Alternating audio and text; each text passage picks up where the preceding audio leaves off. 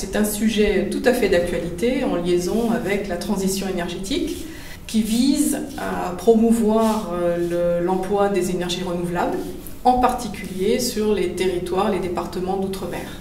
Donc nous avons travaillé pour la Guadeloupe sur l'évaluation des impacts environnementaux à l'aide d'un outil, l'analyse de cycle de vie.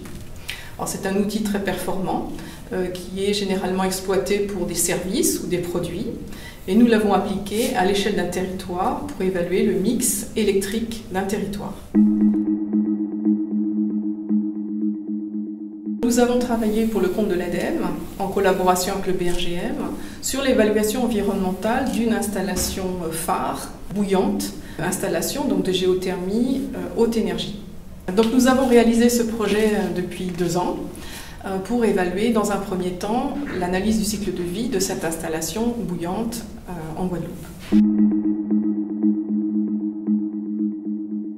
Une évaluation environnementale systémique et multicritères.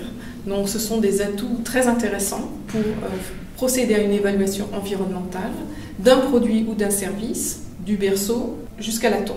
Ce qui consiste pour une filière énergétique, par exemple pour la production d'électricité sur une filière d'une centrale à charbon, de l'extraction du minerai, du charbon, jusqu'à la fin de vie de la centrale.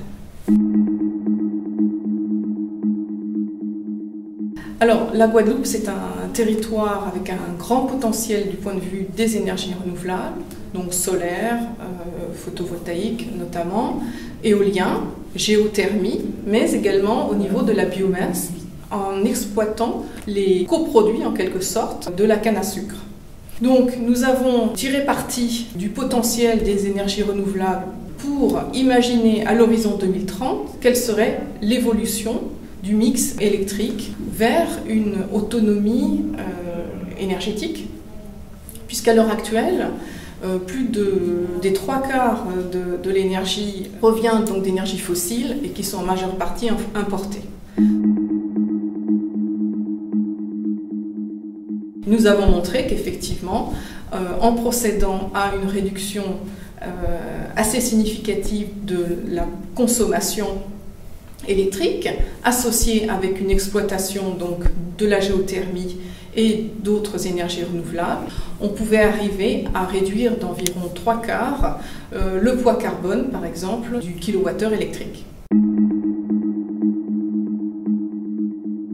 Les premiers résultats que nous avons permettent déjà d'orienter des politiques énergétiques au niveau de la Guadeloupe sur des choix stratégiques de remplacement ou pas de centrales à charbon qui peuvent devenir obsolètes. Donc c'est une vraie stratégie de politique énergétique qui va être conduite et notre étude va certainement y contribuer à apporter des éléments de réflexion.